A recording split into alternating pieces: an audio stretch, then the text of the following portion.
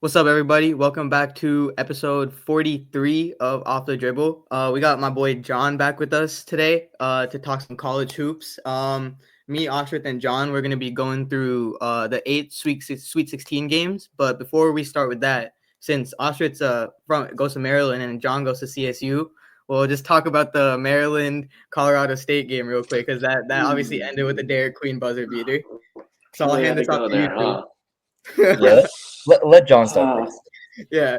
all right, so I'm just gonna tell what kind of happened. I was hanging out with a buddy in my apartment. We were watching the game, and he was helping me set something up, and we were just kind of catching the end of the game. And I was like, "You guys were up by 4 at one point." I'm like, "Yeah, it's a wraps." And then we cut it to 2, and then we were shooting the ball horribly. By the way, we ended 2 for 12 in the second half, and then. But then Jalen Lake hit that 3, and we were going manic, like jumping up and down, screaming. And then I'm like, there's still plenty of time. Like something's bad is about to happen. Knowing CSU's luck, something bad's about to happen. And so I'm recording it all on my phone, and I get a text message from my buddy, and it says, "Damn, dot dot dot." So before the play even happened, he probably saw it before me, and I'm like, okay, so I'm preparing myself for a buzzer beater.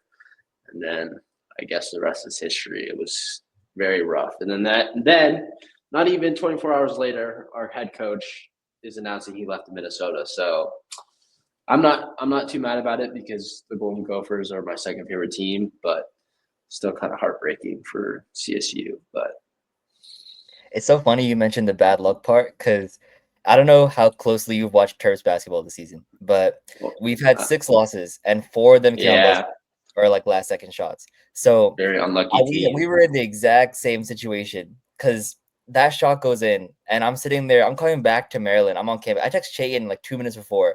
I'm like, we lost 4 games on buzzer beaters. It's a close game. I know exactly what's about to happen. Y'all hit that shot. And I'm like, okay, what kind of look are they gonna draw for Gillespie or Rodney Rice? That's what I'm thinking. Nowhere in my mind that I think is gonna be our 6'10" like center that's gonna like try to get a look. But I mean, like what a shot, right? And like y'all put up like Nick Clifford, bro. Like I think all Terps fans came away like super impressed. Like the elbow to the head aside, like from for like his shot creation, his ability to get to his spot and kind of do whatever he wanted with whatever defender is guarding him, it was a frustrating watch because obviously like Terp fans aren't too familiar with CSU basketball. Like the only like CSU games we really watched was probably the game before in the first round. So like we see Nick Clifford, we don't really know who he is. Like I know who he is because I covered the draft, but I'm not really too keen on like his game. And I see this random guy getting whatever he wants, and I'm like, come on, bro, we're being serious. This guy's a mid-major player. Like, but like Three like level score. credit to y'all, man, because like jump shots galore in the first half. Like we were getting like pummeled on the glass. We had a size advantage getting destroyed on the rebounds too. Like it's just a frustrating watch for about 38 of those 40 minutes. I was getting ahead of myself. I'm not gonna lie. We were up by 12 at one point. I'm like, yeah, it's wraps, but we all know how that ended. And the elbow by Neek, and a big talking point on campus right now, was it a travel? Like to me, it was a travel, but if I was a ref in that situation, I'm not calling that. It's at the end of the game, big shot, but you can't call it travel. And I think it kind of makes up for I think Neek should have gotten ejected for the elbow, but I'm proud of my boys for how they played. We went on like, I think it was 11 or 12 game winning streak to end the season, won the Mountain West Championship for the first time since 2003, and then was just one shot away from making the Sweet 16, but could not be mad. And I'm a Maryland fan overall too. I'm a fan of Dairy Queen, so I wasn't mad at it. Yeah, I think that's a perfect segue to the first Sweet 16 game, which is between Maryland and Florida. And I'll start off by giving my pick for this. I think UMD got this, and my whole reasoning, like talking about these kind of things, is like when you have like a top 5 player in like college basketball and he's on your team, like that puts you ahead to get the win every time. Like you saw what Dairy Queen did at the end of the game situation, so you see how dominant he is like in the paint, and also you saw him get a bucket off the dribble as well, and like he's a superstar. And I don't think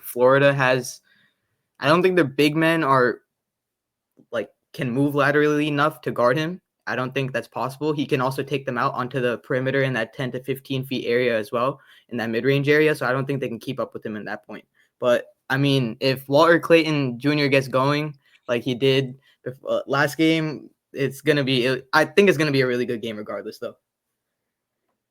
You could argue, bro, that Walter Clayton has been the best player this tournament. Yeah. So that's 100%. what actually Loki, you can't even like he's been the best player this tournament. Yeah. And it's really hard as a Maryland fan because like I'm hopeful, right? Because I think we match up pretty well. I think Jacoby Gillespie is one of the most underrated defenders in the Big Ten. Like his ability to play the passing lanes is pretty. He's a pretty similar player profile overall to Walter Clayton. Probably just worse at everything. Kind of Walmart Walter Clayton is probably the best way to describe him. But we got shooters galore: Rodney Rice, Selton Miguel, Jacoby Gillespie himself. Derek Queen somehow developed a 3-point shot over the past 2 weeks. I'm not really sure where that came from. And the one concern that all Maryland fans have is the same concern we've had all season, which is our bench, which we had a 10-game streak from February to March, or late January to March, where we didn't have a single bench point. And like, it's really hard to justify that like a team is going to beat a powerhouse like Florida, a team that goes 9 deep with no bench. But you counteract that with statistically the best starting lineup in the tournament. And that's where you have a winning formula, right? And it's one game. You have a player like Derek Queen, who, like Chetan said, is a top 5 player this tournament. You have a player like Julian Reese, who's a super underrated defender, kind of matches up with the Florida big man properly. And you have a recipe, in my opinion, for success. I'm definitely rooting for Maryland. I'll say that. I am going to pick Florida on this matchup. I think Florida is one of those teams, kind of like Duke, where they're going to have to beat themselves up for you guys to win. I mean, Clayton's been going off. He's been on a tear. I will say, if Maryland wants to win this basketball game, they can't start behind. Like a few points, maybe 5 or 6, that's doable, but you can't start behind 10 or 12 points because Florida will make you pay.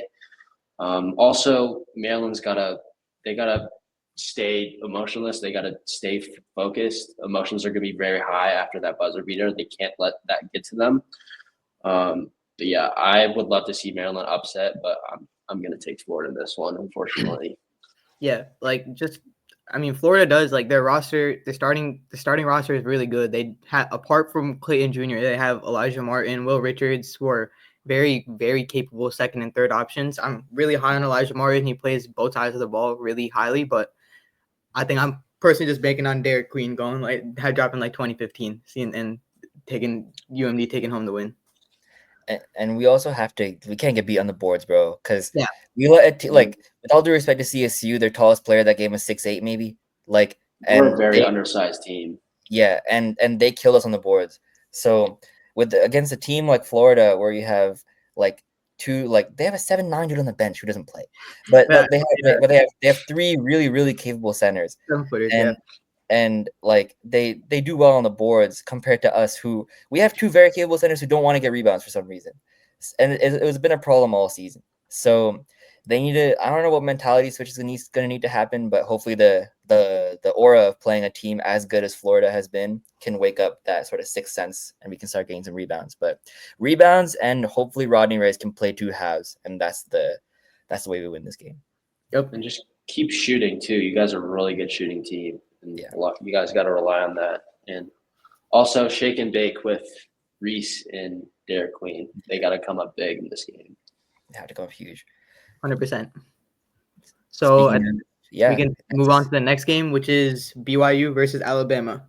So I personally am taking Alabama in this game. I think Mark Sears, I'm pretty high on him. I like his ability to he has that ability to play at his own pace, and Alabama overall, they play at a really fast pace, and I think that's going to help them a lot against BYU, because when I had watched BYU play this season, they like to operate in a half-court offense, and Alabama doesn't really do that. They like to play out in transition. They like to do all those kind of things, and BYU's defense is also very centered on the half court. So I think if Alabama can get running, get the ball to Mark Sears in the open court, give it to your big men, let your big men run down the court, I think they have that in the bag. The only thing I would be worried about with BYU is they have shooting literally like 1 through 5, like everywhere on the court. So, I mean, your defense has to be locked in. They have shooters that will make you pay if they're open. So I think if your defense is locked in and you play at a really fast pace like they normally do, I think they have a really good chance. Keep an eye on Richie Saunders, bro, because that's who BYU is gonna design their whole game plan around. And they've been shooting the shit out of the ball all year. Like the reason I'm picking BYU is I hate teams that are one man dependent. Like I know Bama has players for sure, but they've been so like Mark Sears or die this whole season. And like obviously, Mark Sears has been the second best point guard in the country this year, behind Walter Clayton. But like when you're so dependent on that one player to go off, like BYU is like a team that goes like 6-7 deep that can get shooters from anywhere. I know Richie Saunders is the player that is going to get most of the plays designed for him, but they have a lot of players that can really make big time shots. I forgot a name. They had a shooter that went 27% from three that hit like a logo three to close the game last game against Wisconsin. Like players of guts, and I don't know. Maybe it's just like the March Madness fever, trying to find an upset to pick, but like I really like BYU in this game. I've been doubting BYU too long, and I'm still gonna doubt them. I'm gonna pick Alabama still. BYU has to slow the pace down of this game. Alabama loves to play fast. They love to get out on the fast break, and unless BYU can stop that, I don't see Alabama losing if they're able to play that type of game.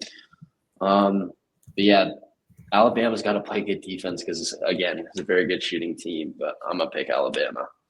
Yeah, I mean, Richie Saunders is shooting basically 44% from three throughout the season. So, like, if your defense has to be locked down because, like, you've seen it in March when players like that have a strap on them get going, that's how teams lose games. So, I will say, though, BYU is one of the hottest teams in the country right now. They've won their last 11 out of 12, so – I could definitely see an upset. It's really 50-50 for me. That's what I was just about to say. Like, you got like those teams you bet on in March. Like, I know Bama has the resume for sure, but when you're coming in 11 out of 12, just be a really, really solid Wisconsin team. Like, maybe one who's a bit overseeded, but a really solid team, like led by who I thought was a Big Ten Player of the Year in Tanjay. Like, I don't know, man. Like, I really like the upset pick, and Bama has the same weakness as Maryland. They just can't get after the boards, and when you're giving second chance opportunities to shooters, like it's night. Yeah, so I got be right. Then that's a good pick. CSU alum, by the way. Yeah, I know. I was gonna say he went crazy. I picked Wisconsin to win it all in my bracket, and I'm in shambles. I picked Maryland, so I might be in shambles tomorrow. Who knows? I have Duke, so I think I'll be straight. Oh, fuck off. Moving on to the perfect game to move on to, Duke versus Arizona. I got Duke. I think just like top to bottom, it's like the best. All got a sweep. Yeah, all three of us. Yeah. Wait, let's have a better question. Will Arizona cover? What's the spread? I think it's 9.5. Nah, bro. Let me check it. 9.5. I'm saying like a 9.5. Duke 77, like 61 win. Duke gives me UConn vibes from last year, bro. I'm not sure I'm not sure a team's gonna get within 10 of them. Dude, the only team I think could beat them is Florida, like genuinely. Or if Duke just keeps shooting themselves in the foot. Yeah. It's another one of those teams that can only lose if they beat themselves. Like you have the best player in college basketball, and then you have Tyrese Proctor, who's going 8 for 8 from three, and then 6 for 8 from three the game before. Like, I mean, and then you have Malowatch in the paint. You have still Knuppel. You have great players all around from start to finish. Dude, a lottery pick is the 4th best player on their team. Like, are you serious? Like, it's like an abundance of riches, bro. It's too much. I would have a hot take in saying this team is actually better than the Zion year from top to bottom. I don't even think that's a hot take. Like, I think that's like correct take. Because that year, like, Cam Reddish didn't really like play up to his potential when he was on that Duke team. So like if you really like look at it, like the names were there, but like the way they were like playing, like they almost lost at Taco Fall in UCF, bro. Like that was a lucky game, by the way. They should have lost. UCF, they should have lost that game. But like I agree with you on that. I think this is probably the strongest Duke team. What do you think about this take though? Cooper over Anthony Davis, most dominant freshman over the past 15 years. Ooh. I think that's a more interesting conversation to have in this game. Probably, I'm not gonna lie, Yeah, because Anthony Davis that season is the best college season I've seen in my life. yeah, he won a championship that season, right? Yeah, Yeah. and Coop's about to do exactly what AD did, Naismith Player of Yeah. the Year, and I think we all have him at least in the game, right? We all Yeah. have him at least in the championship game. Mhm. So let's say he does it, right? In my opinion, Oh, I think he's over 80. really? Yeah.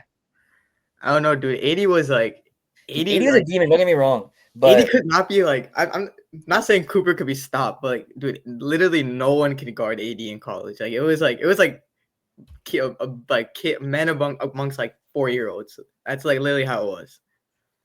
He like AD did it all too. Like he Yeah, definitely the is a lot defense. better on the defensive side than Flag. I mean, that's a wait, good nah, question Coop's though. scoring That is a 1.5, great bro. question, He's a though. That's lockdown too. Yeah, Coop is locked down. He is locked down. That's a great question. I mean, I'll wait until he wins it. I'll wait until he gets to the championship game to say anything else about it. But right now, I still have AD. Would you put Flag over AD even if he doesn't win it? So let's say he makes it to the Final Four or the championship and loses. Would you still put Flag over AD? Okay, so he has to win the champion. Okay. Too much hardware, bro. Yeah. Like AD was so good that year that it feels like sacrilegious for me even to like bring the conversation up. But like the kind of tear that he's on is like Derek Queen would be freshman of the year if it wasn't for Cooper Flag. But the gap between them is, even as a Turf fan, I can say is like oceans, bro. Like it's like crazy.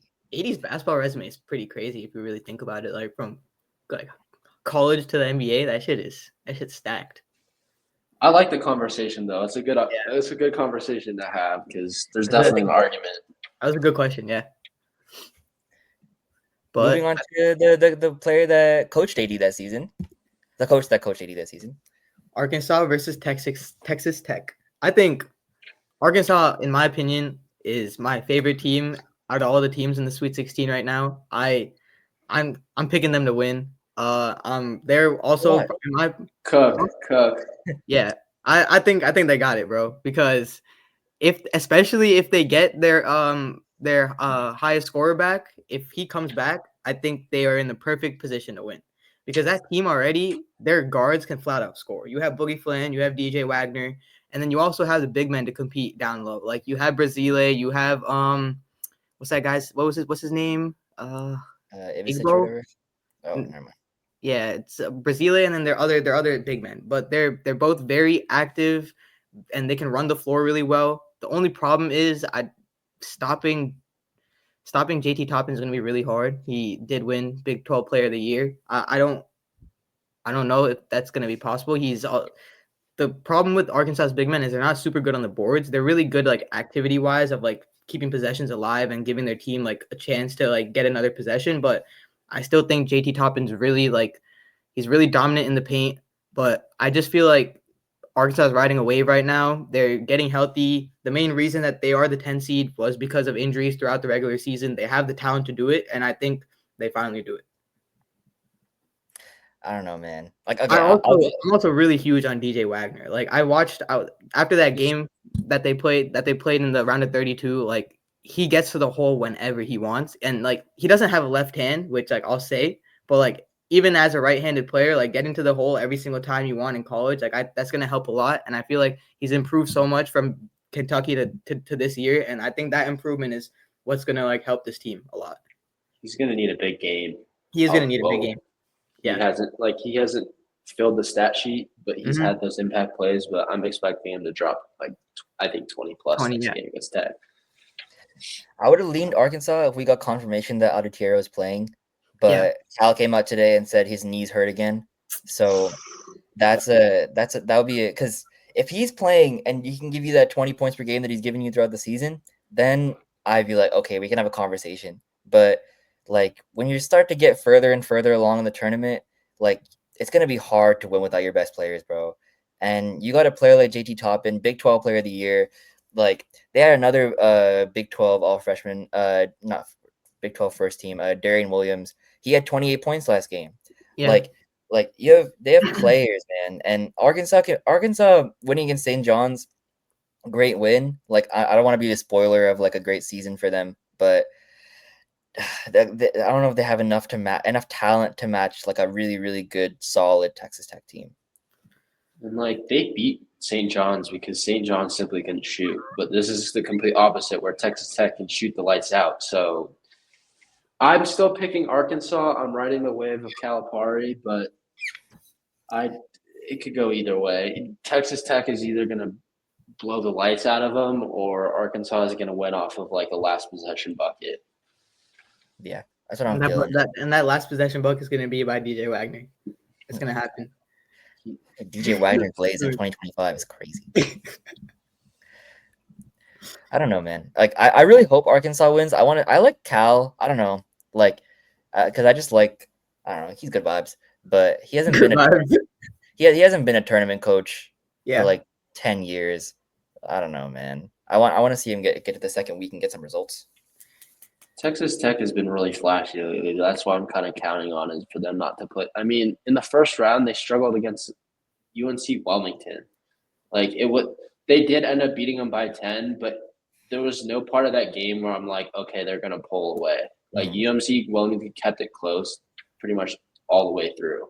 And then in the second round, it's like, yeah, they won, but I wasn't too impressed with how they played, and I'm kind of counting for that to happen this weekend. So I'm picking Arkansas still. Yeah. So we got a 2-1 for Arkansas. Fuck Arkansas, bro. All right, so I think we can move on to Ole Miss versus Michigan State. This should be a sweep, guys. I'm not gonna lie. Yeah, I have Michigan State. This is just a John looking over there like he got something different to say. I think we should start off with John then. Give me Ole Miss. This is a terrible take. How is it, bro? They've been hot lately, and Michigan State reminds me a lot about St. John's. Great on the defensive side, but struggle offensively. I'm taking. Come on, Ole Miss, please. I've doubted you too long. I didn't select you in the first round. I didn't select you in the second round. I'm not making that mistake 3 times. I'm picking Ole Miss. Let me give a take, right? I think Michigan State is more likely to make the Natty than lose this game. And wow. And I watched a lot of Michigan State being a Big Ten fan, and like this team is like, maybe it's just the fact they broke my team's heart with a half-court buzzer beater, and I was there like 2 rows away watching that game live. But this game, like this team is different, bro. Like, and it starts on the defensive end, like you said, but it's like they have shot makers. They had Jace Richardson who shoot 42% from 3 this season. He went 0 of 6 last game, and they won like fairly comfortably. Like, I know New Mexico is in it for a bit, but like I don't think there's any doubt in my mind Michigan State was winning that game. And they have all defense level players with Akins and Fears, and they have Cohen Carr who just like jumps out the gym. Yeah. And it's just like, for me, right? It's like, I think I could see a conversation where we could give Chris Beard the coaching advantage, like over the past like 10 years. Because I don't think Izzo's really a second week coach since like 2000. He hasn't won a national championship in like my whole lifetime. And Chris Beard like beat him in his last run in the tournament, I think, if I'm not mistaken, when he was coaching Texas Tech.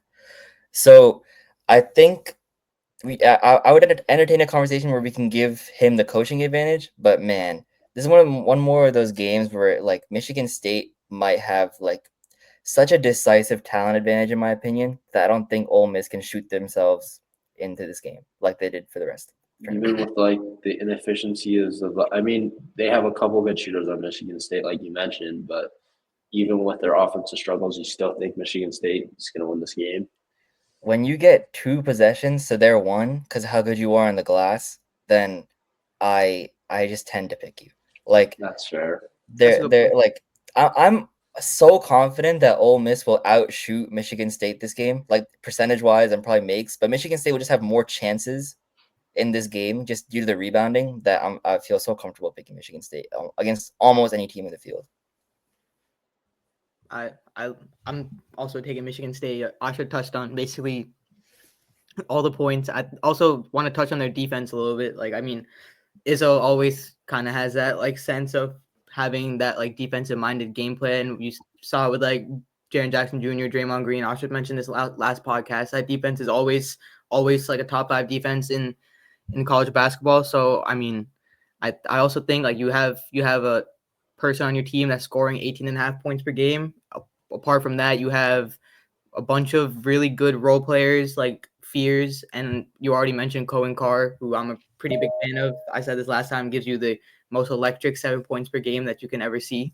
But yeah, I think I comfortably taking Michigan State. I was just gonna say, Ole Miss doesn't really turn the ball over. They're good at keeping it in their, I guess, again, not turning the ball over. And I guess I'm counting on Michigan State not being able to capitalize off of that. But if Michigan State capitalizes on those turnovers and gets in the fast break, then I can definitely see Michigan State winning. But I'm rolling with Ole Miss. I've been doubting them too long. They've been hot. Padula has been playing his You've been doubting a ass lot of off. teams, bro. I'm not gonna lie. You've been saying I've been doubting this team a lot. You've been doubting a lot of teams. It's because he didn't pick them in the last 2 rounds, so he's probably like, I fuck it. I might as well. They gotta win again. Yeah, I should. I doubted BYU. I doubted Ole Miss, but this is the team, an SEC team that I see is. I'm just gonna pick them and pick the upset. Valid. Fair enough, man. But are you gonna which SEC team are you gonna pick for this next game? Because I think this is, in my opinion, the most interesting game of the turn of this round. Kentucky, Tennessee. Yep. Because you have a team like Kentucky who has the head-to-head 2-0, but you have Tennessee who you could say could have been like one of the better teams, probably at least the third or fourth best team this tournament. Yeah. So who y'all got? I have Tennessee, and that's mainly just because of their 2 very electric guards in Zakai Ziegler and Chaz Lanier. I'm a huge fan of Chaz Lanier. He averages, I think, about 19 points per game and 4 rebounds. And then Zakai gives you an additional like 15 and 4. And like he's also a very efficient 3-point shooter. He shot basically 40% in college the last 3 years. Chaz Lanier. He's really good. He's also very good defensively on the ball. Off the ball, there's a little bit of like stuff you could say about, but like that's there for a lot of college players. But I mean, when somebody's that like dominant with the ball in their hands, I think like that's what, especially in college, because the talent level in college is pretty bad. So when somebody is that much better and has the ability to put the ball on the floor and get whatever they want whenever they want, I think that puts your team in a lot better position. And last game against UCLA, he had a pretty decent game. He dropped 20 points, 4 rebounds, 2 assists. So I think he'll keep it going, and I think Tennessee has it. I like Tennessee too. I don't think a team as good as Tennessee can go 0-3 against an opponent. I don't know if that's like a shallow take, but like I just think like the team itself is too good. Chetan touched on Zakai Ziegler and Chaz Lanier. Chaz Lanier is my favorite players in college basketball. I love like offensive demons, like snipers, and he's a shooter. And I didn't take Zakai Ziegler seriously the first like few games I watched him because I just can't take a 5'9" person playing basketball seriously. But like he's a like a defensive maniac, bro. Like that guy gets after it, like to like really, really, really good hustle player. Reminds me of Jose Alvarado. Yeah, low key, right? And I haven't watched a lot of Kentucky this season, but I watched the first game against Tennessee. I think it was like 78-73 or something.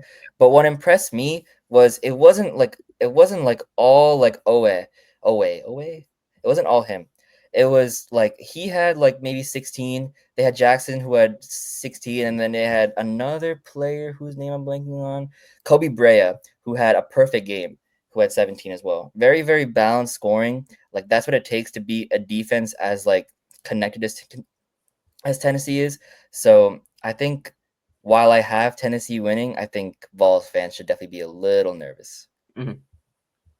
I definitely see this as the game of the weekend. Like I'm picking Tennessee as well, so we're all picking Tennessee. I just think it's really hard to lose to a team 3 times and then also beat a team 3 times in the same season. I think this is going to be, honestly, Kentucky's a very high-powering and high-scoring offense. I think it's going to be basically Kentucky offense versus Tennessee defense. Who's going to play better? And I have Tennessee. They've been playing really, really good basketball the last month, and I'm expecting them to continue that. Was it Thursday or Friday in this game? And I think Kentucky really needs to look at their bench playmakers to come up big for them, and I'm a little wary on them. They can be flashy. I didn't watch as much Kentucky basketball as I wanted to, but Mhm. overall, I just think Tennessee is a very well-rounded team. They have offensive playmakers, and then their stifling defense. It's a recipe to winning games in March. So I'm gonna roll with the Volunteers in this one as well. Wow, was that So our yeah, first unanimous pick? No, Duke. Duke. Duke. Yeah. So the second one. The first one that counts. Yeah. So moving on, we got Auburn versus Michigan. I'm personally gonna stick with Auburn. I think Auburn is gonna go to the Final Four. I'm a huge fan of Janai Broom. I think he is that dominant enough where like he can do enough for his team, and also their supporting cast isn't as bad as everyone thinks. Everybody says like, yeah, obviously he put the team on his back for like majority of the season, but you have players like Todd Pettiford that have had like two decent games in the tourney. So having two pretty good games in the tournament as a freshman, that definitely helps with your confidence going into the Sweet 16. So having like a very flashy rhythm type of player like that in the tournament who can kind of get going really quickly, I think that's going to be a really good kind of secondary player in this game. I think that's kind of this team's X factor. Michigan's defense is it's like they're not like the last two games. I mean, I saw them get beat on a bunch of pick and rolls over and over again. I don't really. It's not, you can't really say they're terrible. They're not amazing, but I feel like they're gonna have trouble guarding Janai Broom and Pettiford when he comes into the game. Last time I saw Todd Pettiford play in the round of 32, he had like there was literally a stretch of like three minutes where he went like 4 for 4 and had like 3 assists. So like if he can keep that up and just kind of keep that rhythm microwave scoring going, I think Auburn's just going to continue and they'll make their way to the Final Four. Are we all picking Auburn? I'm picking Michigan. Okay, because I was gonna make the case for Michigan if no one else did, but like, because I see it as a closer game than a lot of people think. But yeah, I agree with most of like what Chetan said. The one thing I will say is though, before John goes, because like I like the Michigan case a lot more than just reiterating whatever Chetan just said, because I was gonna say a lot of similar things to what he said. But I really want to see Janai Broom against those two bigs, because like you have Vlad, who's like really, really good around the rim for what it's worth. I think he has a touch overrated throughout the season, but like for what it's worth, he's like really, really good at finishing around the rim and getting foul calls. But the match I'm really interested in is Danny Wolf against Janai Broom, because Danny Wolf really, really likes to take the ball out. Like, and I don't know if Janai Broom can handle that work on the outside. Like, if he has to keep up with Danny Wolf on the outside, shooting threes, like taking dribbles, being a playmaker, like it's gonna be a lot for him to try to keep up with that and also get his on the offensive end. Because like as much as Chetan like described like the rest of Auburn's supporting cast, like they're gonna go as Janai Broom goes. He was a National Player of the Year for like most of the season. So I think like while I definitely pick Auburn, just like maybe it's a rep pick more than like a scouting report pick. Like I think they should be wary about that matchup specifically. You guys are gonna hate me for this, but Michigan's another team I doubted going into their first matchup against San Diego or UC San Diego. I honestly picked UC San Diego, but I do think that Auburn is really going to have to dig deep, and they're going to have to be focusing on Golden and Wolf all game, which is going to open up a lot of opportunities for players on Michigan like Trey Donaldson to kind of go crazy. But I'm banking on Auburn to have to focus on them so much that Michigan's going to get so many open opportunities to where – and Auburn hasn't been playing the best basketball the last couple of weeks, and I'm kind of banking on that. And so that's why I'm picking Michigan. I don't like Michigan, don't get me wrong. I would love to see Auburn beat the brakes out of Michigan, but I just have a feeling that Michigan's going to pull it out, and the size of Michigan will be too much for Auburn overall.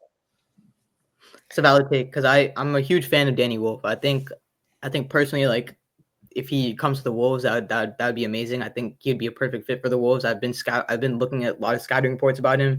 Aashrith said it perfectly. Like he can bring the ball out, he can take you onto the three. Like he's a pretty big dude too. Like you don't expect someone that he's also like I think he's listed at 250. I don't know if he's like actually 250. He doesn't look like he's 250, but like if someone that size, you didn't expect him to do those kind of things. So I mean, I could see him giving the Auburn big men problems.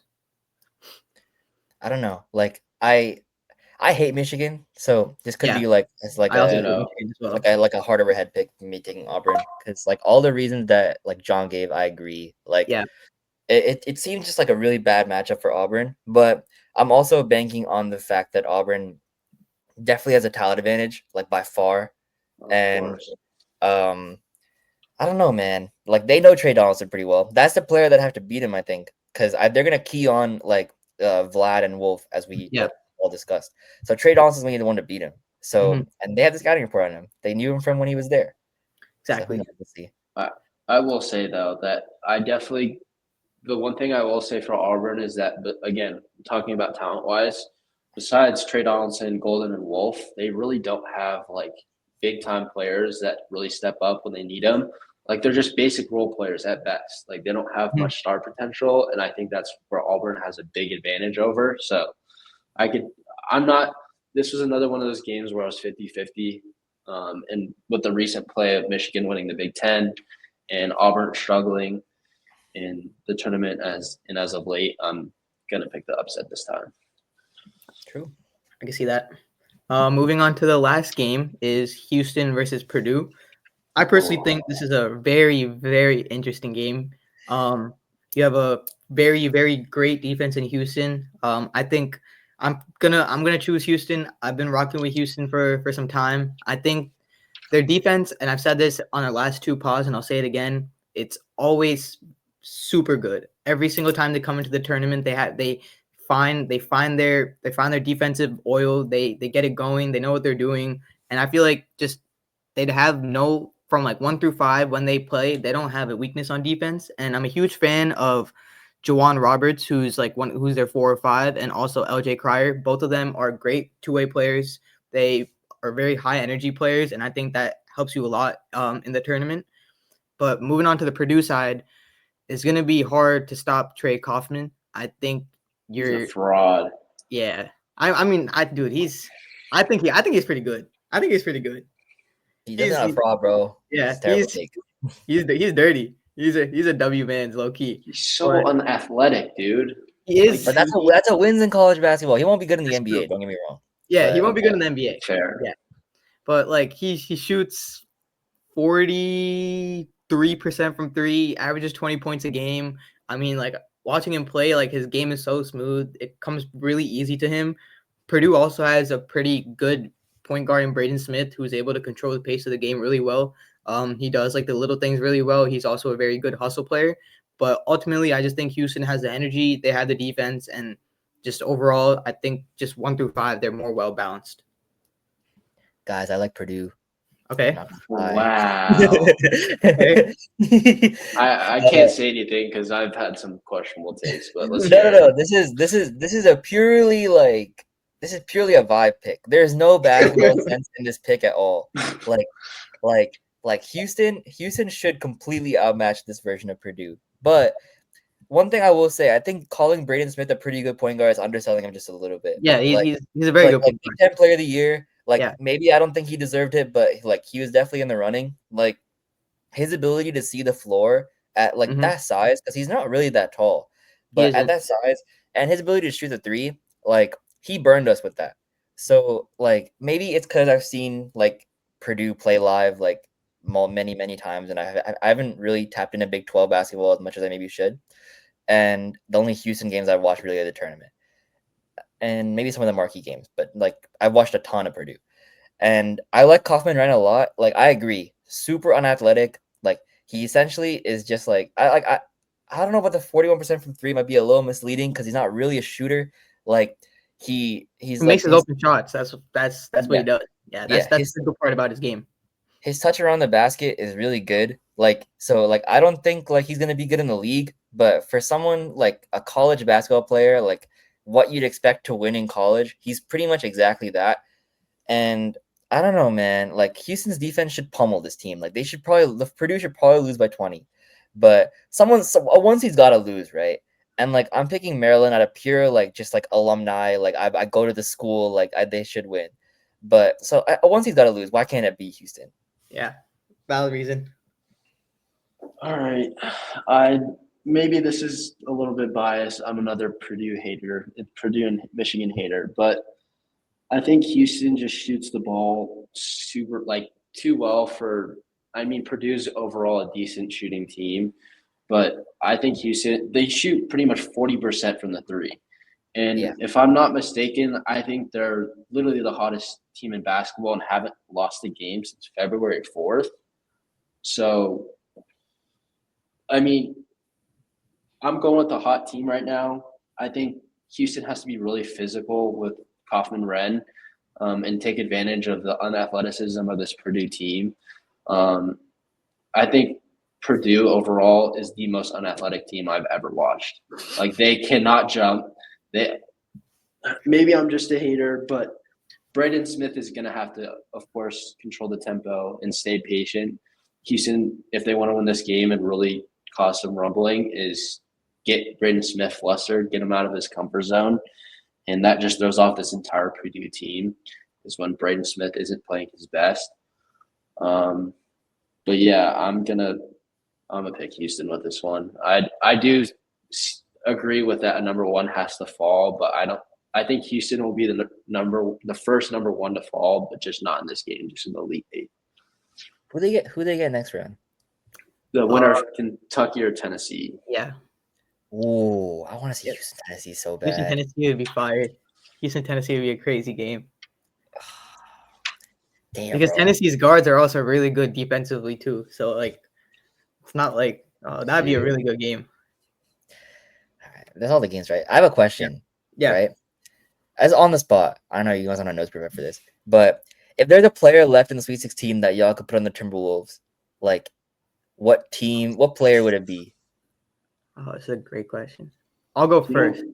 Actually, no, John, you go first because I was just gonna point this out. I'll let you go, but I'm just gonna say this: it sucks because we really are so deep. It's just Chris Finch doesn't play our players. But go. I want to hear your insight first. Right. Go ahead. I would say Maluach on Duke. All right, realistic. You're talking about like realistic players or like anybody? Like anybody? I don't think Maluach is realistic. I would say like no Coop. No Coop. Okay. Semi-realistic. Semi-realistic. Because like Coop, Derek might go too early, but yeah, I think Maluach is like probably my like. I've told you this before too. I think his defensive upside is really good, and we're gonna have to find a center, a reliable center very soon because Gobert. I mean, he's been regressing very quickly this season, and he's been regressing a lot faster than Timberwolves fans would expect. So like that center position is not there on our bench. I mean, we have Luka Garza, and the whole reason Garza doesn't get playing time is because he's terribly defensively. He literally gets burned on pick and rolls left and right, so you can't put him in. Nas is too small to play a center. Aashrith low-key thinks he should be playing the 3, which I'm like, okay, I think he should be. I think the 4 is his perfect position, but I think Maluach on the Wolves would be a perfect fit. I think that kind of, especially with Rob, like I think Rob and Maluach together, that'd be amazing. But I mean, like I have my concerns with Rob as well as the season has went on. All right, I'm gonna ask you guys, where do you think Walter Clayton falls? Because I'd love to see Walter Clayton on the Wolves. Second round. Yeah. I mean, starting point. Know. Yeah. Do you think he's gonna? Do you think he's gonna translate to the NBA? Like your honest take? No. If you really watch his game, he's low key kind of a shot chucker. I'm not gonna lie. Like that game has some questionable shots. Yeah, like that shot he hit last game to put them up 6 or 3. He literally just came off a screen. His defender was still there. He was they ran that screen play on the right wing every single time, bro. Yes, he would come off a screen. He'd come up onto the 3-point line, catch the ball, run around to the other wing, and then shoot a 3. Listen, the worst coach in the NBA is stopping that, bro. I'm not gonna lie. We have the worst coach in the NBA. He's stopping it. Oh my god! But nah, bro, I think can't even stop the Pacers when they're on their team. I don't think this is very realistic, but I'm gonna say it anyways. It might be a little bit like a possibility with us getting the Pistons pick from that trade, but if we got Derek Queen, I'd be so happy. That would be crazy. Yeah, but the Pistons pick is top 14 protected, right? Yeah, so it'd be like 15 or 16. Yeah, I don't think He's Queen not falls that falling low. that far. Like, like low key, like you'd have to hope that like we had lost to like Grand Canyon, then maybe he'd have fell that far. Yeah. But low key, the aura is too much right now. He's on Pat McAfee and shit. Like he's low key gone clear. Well, Yeah, I'm gonna ask you a different question. Where do you think Broom is gonna lie in the draft? Low 20s, probably. I'd be shocked if he goes any higher. 25 to 30. Could you see him dropping out of the first round? Yeah. Yeah, Like he didn't have a great game last game. I mean, if he doesn't have another super productive game and then they lose, how old is he? He's got to be like 23, right? he's 23. Nah, Loki Dude, shouldn't be a first round pick. That is crazy to me, bro. You have a player still in college is the same age as like Ant, who was like 5 years in the league. Like, bro, what? Going into a 6 when Broom will be a rookie. Yeah. I think I saw a statistic the other day that Auburn's like average age of the team is actually older than the Thunder's. Like that's crazy. Something like that, yeah. Yeah. I don't know, man. Like I don't think he translates to the league either. Loki, like most like old college players don't. Like I guess Zach Edey's kind of found a place for himself, but like even he's like not that good. No, it's because like we were talking about this like a couple pods ago. Like that old school basketball, like post play is like low key like is coming back. I think teams started to realize like if you have a big man that can like put the ball on the floor in the post a little bit and get you that extra like 6 to 8 points, like it's like solid. Like and that's like Zach Edey can kind of do that a little bit. Like he'll like you gotta have a little more to your game, right? Because like I feel like 100%. to start the season, like DQ, he was projected like pretty low in mocks, like maybe like late first round, because team just saw like Julio Okafor, right? Yeah. But then you see him put the ball on the floor, you see the vision, like that's what moved him up so high in mocks. I think the vision is what moved him up the most. I think his ability to pass the ball, like I think that's like his most underrated part of his game. Yeah. And he can lead a break. Like that's a huge thing. But I don't know. I was pretty interested to see what Timberwolves fans thought about like what weaknesses you guys have. Yeah, I feel like it'll be a difficult question for Thunder fans, I guess. I'm not gonna lie. Our weaknesses don't really rely on our players, bro. It's a lot of relies on our like coaching. Like, yes, it's very much so our coaching. Wait, I want to crash out. Everything. We'll end off on this, but like everything that like I've like complained about in the beginning of the season about like player wise, the players are doing it now. Like Jaden McDaniels, I was one person in the beginning of the season saying trade him. Now he's averaging over the second half of the season, he's averaging 17 points per game. I'm like Ant hasn't had a great second half of the season, but like Julius Randle, he's played amazing basketball since he's come back from injury. Dante has played amazing. Like it's not the players, like it's literally just the coach, bro. Our first interaction was you defending Julius Randle, and I was just crapping on him. And now, like, the last like month since he got back, or last few weeks since he's got back from injury, I've loved how he's played, and I'm like, I actually kind of like this guy again. But now Finch I totally agree. This team is too talented to be underperforming and playing the way they are. Every single time I hear Chris Finch, I want to crash out. Yeah, bro. I really hope he's gone, and I hope Michael Nori becomes our head coach. I think Michael Nori as our head coach right now, we would be like probably a 5 seed. You guys probably think 4? Yeah. Really? You guys? Okay, I'm not as tapped in as you guys, obviously, but let me ask a hypothetical, right? Because like when we had Billy Donovan, right? Yeah. Like which is when it sounds super ironic because Mark Daigneault is a part of his staff, but the last thing I wanted was an in-house hire because like it's gonna be a lot of the same philosophies. Like thankfully, like Mark like doesn't do any of the same things that Billy did. So like that's why we're as successful as we are right now. But you don't think that Micah will be a pretty similar coach to Chris Finch or not? I'm not like we saw like Micah kind of like take over being like head coach per se, like last year in the playoffs. Like probably majority of the things he was doing were probably Finch was in his ear, definitely telling him what to do.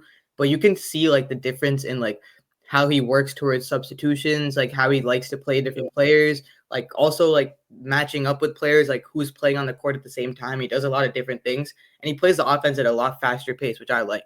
Like Finch is really, which I hate. I love defense, but I hate this about Finch. He is way too focused on defense. Like our team, like if you watch them on the offensive end on a half court possession, sometimes you'll think to yourself, you'll be like, yo, is this an NBA team? And you'll be like, what the fuck? Like they can't even simply run a pick and roll properly sometimes. Like it hurts my head. But like when Micah Nori coaches them, like whenever Finch like is out for personal reasons or something, the team's offense is a lot better than what it normally is. So like you can sustain a top 5 seed having like instead of a number 3 defense having a 10th best defense, but you have like a top 5 offense. Like it could still be a top 5 seed in the West. So that's why I think he would be a lot better of a coach. He would have that balance between offense and defense. My main critique with Finch, and I've been saying this for the longest time, even in his first season with a full season with us, is that he gets tunnel vision. At the end of the game, he doesn't know how to sub players in. He doesn't know how to make good rotations, and it drives me nuts. Like putting Mike Conley and like Rob Dillingham on the same lineup is ridiculous. You have no guard defense. None of us are doesn't make sense because he's a defensive philosophy coach. And then you do that. Like it's like actually so frustrating. Yeah, bro. It's so bad. I think both me and John have low-key given up on this season. I mean, like we were on an 8-game winning streak and then we lost like I think 3 of our last 4. Yeah. And plus Micah Nori. You guys are gonna beat the Rockets in the first round, right? Like that's not like if y'all match up with them, because I mean, dude, we're only 2-2 against the Rockets this season. Like the Rockets play us really well. You were 0-4 against the Suns last season. That is true. I don't think that matters. The last season is a lot. I was so scared about facing the Suns. Yeah, in the first I was round really season. scared. I was like, overcooked. I remember even after we won the first game, I asked Aashrith, I was like, yo, you still think the Suns? Because Aashrith said he was like, he picked the Suns. Yeah, he picked the Suns. And then I asked him after the first game, I was like, you think the Suns still got it? He's like, yeah, bro, it's only game 1. And then 4-0 sweep. Bro, I got sucked into the Kevin Durant aura. Pause. I don't know. That's okay though. Kevin Durant, he's my other go besides Ant. But yeah, if it's the only 2 teams I see the Timberwolves actually could beat in the playoffs is the Nuggets or Rockets. If we face Thunder, we're losing in 5 or 6. Wouldn't be surprised if it was 4. Grizzlies, they've always kind of had our number. I see us maybe stealing a game or 2 at best. The Grizzlies we could beat, especially really. I mean, as we're playing right now, the games are always close. That's my thing. I think y'all can beat any non-Thunder team. Yeah, like you have the talent for sure. Yeah, right. Don't have the coach. Yeah, like that. Like I think we do have the coach. Like I think Ant's a top 10 player. We can say, right? Yeah. Like surely he can win you a series against like a young team, Rockets, Grizzlies. He comes alive in the playoffs too. He turns up a different level. He's also kind of hurt right now too, so that's a little concerning. But lacerated his finger, I think. Lacerated his finger. He's like dealing with like a bunch of like he just doesn't look healthy in general, which is pretty weird because like you got 11 more games in the season, so I feel like you should. But I don't know. What are we, the 8th seed right now? Y'all should rest him, bro. Like, wait, who is at the 9 right now? The 9. We're like, we're 3.5 games. 4.5. Yeah, 4.5 games. Rest him. You guys aren't moving from the 7 or 8. Just rest him. Who cares? No, we're only a half game back from the 6th seed. The Warriors, come on, let's be serious. Let's have a serious. Yeah, you know the Warriors next. Dude, the Warriors got dicked by the Heat, bro. That was hilarious. Yeah, we're 5.5 games above the Kings. There's no reason why we should like.